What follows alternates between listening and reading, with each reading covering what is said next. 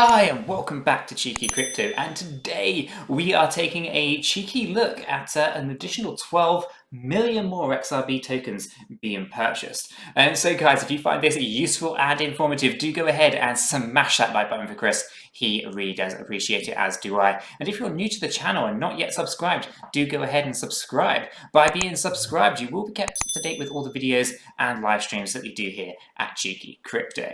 Chris, anything else you want to add at this point? No, he was just getting tangled in my strings, Nick. You are. Get back in your box. In my box. Right, let's hop on over to the desktop and see what's going on. Let's do it. Right, so Grayscale didn't dump their XRP. So, you know, that news was out there, that fake news. Even we picked up on that. And, yeah, apologies for that one. They didn't. The data was a bit invalid for whatever reason. Forget the official excuse that was used, but nonetheless, they didn't dump the XRP, but instead they just bought 12 million more, which is absolutely fantastic. You know, considering, you know, what is it we usually say, Chris? Is we do as they do, not as they say. Exactly right, so Grayscale here are not afraid of buying XRP. I'm not afraid of buying XRP. Are you afraid of buying XRP, Chris? I've been buying loads of XRP. Exactly. So yeah, we do as they do, not as they say. So let's get into this, right? So Grayscale dumping XRP was a headline of most media publications based on data from Byte, whatever that is. Rubbish data company. Yeah, definitely a place not to be getting your data from, and let's hope no oracles are using that site. Anyway, however, a company spokesperson refuted all such claims.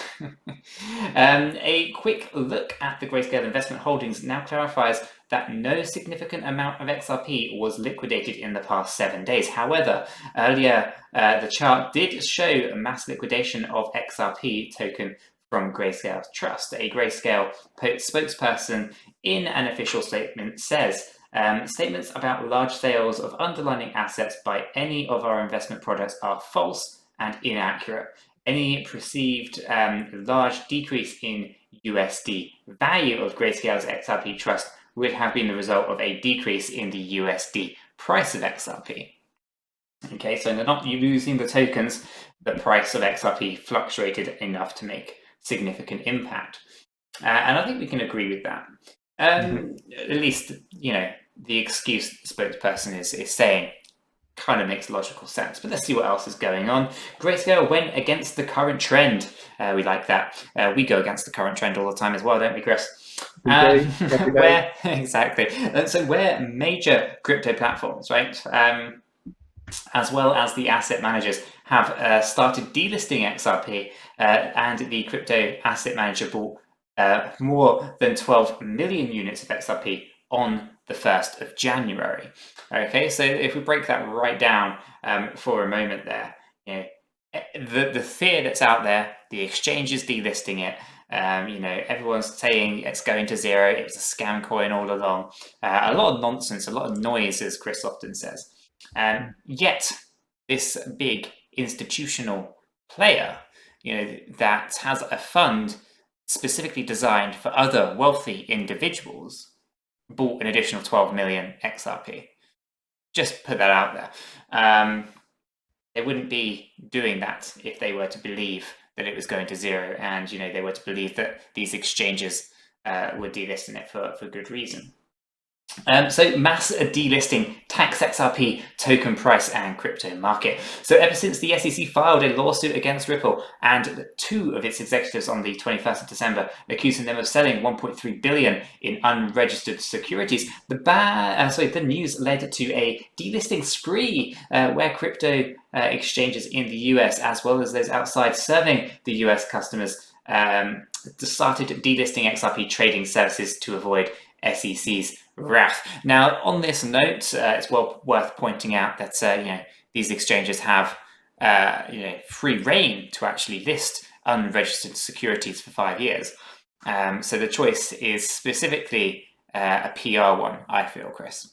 Yeah, and the other thing to mention is that Tether have got a lawsuit also, which is Well, it's a worse. mammoth. It's worse. It's a mammoth one in comparison. And how many exchanges have delisted Tether? Yep. Yeah, It's definitely it worth thinking about, guys.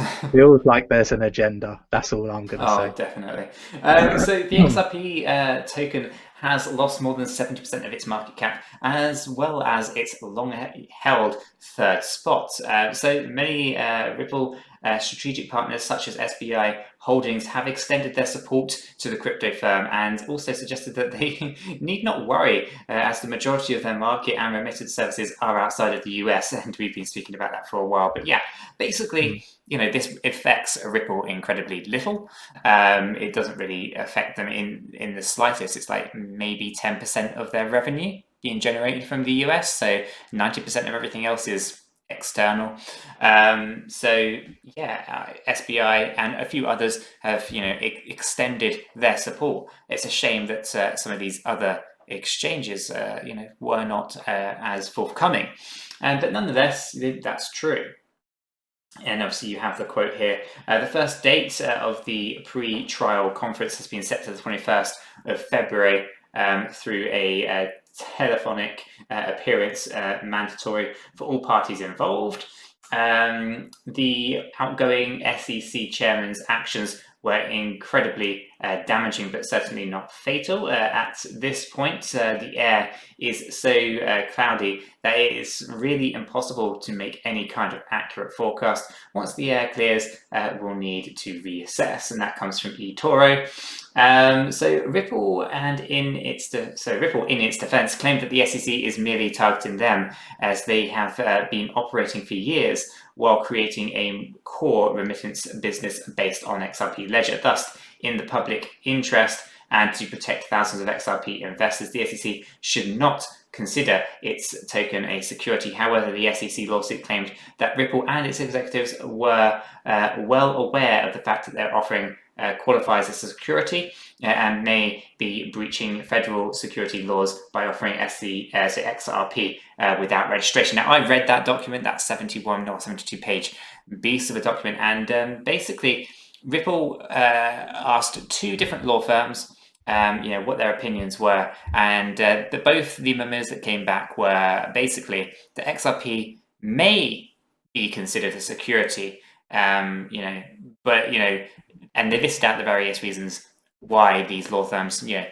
may have thought that they could be considered a security. However, the risks involved in selling XRP, Ripple selling XRP, from those two law firms and those memos associated, they came back with it could be, but it probably would be okay not to. And so the risks were literally go and poke the beast and say we want to sell this token, or there's a really small risk that it is a security. And ultimately, we've seen many cases, Chris, where similar things have happened, and the SEC have won, and the company pays a very small fee, a penalty, gets a slap on the wrist, and it's business as usual. And those charts pump heavily once it's all cleared. So XRP is not going to zero because 90% of the world see XRP for what it is, a digital asset, not a security. And unfortunately for Ripple, 80% of the volume, or 80% of their revenue, or whatever it is outside of the US. 90% of the volume is outside the US. It impacts Ripple incredibly little if XRP is classed as a security. From a US point of view, it makes very, very little sense. To do so, it would be the US hurting themselves in the longer term. So, I can't see it myself. And a lot of the in that document, Chris, the 71 pages, there was lots of, and I feel that words matter when it comes to legal documents specifically, right? And there was lots of talk of was a security. Now, if you're going to be writing a legal document and you are of the belief that XRP is a security, then I would be calling it a security. I won't be saying it was a security in past tense. So I'll read into things like that as well. I believe language matters. So we'll see what actually happens. But the way it's being written, is yeah, it's a one-sided story at the moment. Let's see what the other side of the story looks like. This is interesting, you know, in terms of, you know, the fact that Grayscale are buying. We're still buying. I know other people that are still buying, because this is a fantastic opportunity, not to be missed out on, a blip, right? And it was just in that range where it was like 50 cents, Chris, and there were people saying, oh, I wish it would just drop to 30 cents so I can buy some more. And well, here you kind of got your wish, right?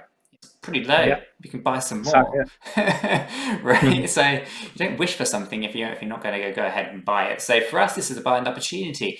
For Grayscale, this has been a fantastic buying opportunity. The question is, not financial advice, but is it a fantastic buying opportunity for yourselves? Reassess it. Do your own research. Not financial advice from ourselves, but you know, for us, it is a fantastic opportunity that's just been, I guess the SEC have landed us for Christmas. A fantastic gift, a gift wrapped, if you will, neatly in the form of a falling XRP price for the short term. So it's an interesting one. Grayscale doing everything they're doing, everything that we're doing, and a few other people that we know are also buying. So as always, guys, if you found this useful and informative, do go ahead and smash that like button for Chris. He really does appreciate it. And if you're new to the channel, do go ahead and subscribe. By being subscribed, you will be kept up to date with all the videos and live streams that we do here at Cheeky Crypto. Chris, is there anything you would like to add before we sign off? I was going to add some more XRP to my bag, but I won't do it before we sign off. So nothing from me. Fantastic. So guys, hope everyone has a fantastic day, and we'll catch you all in the next one. Take care.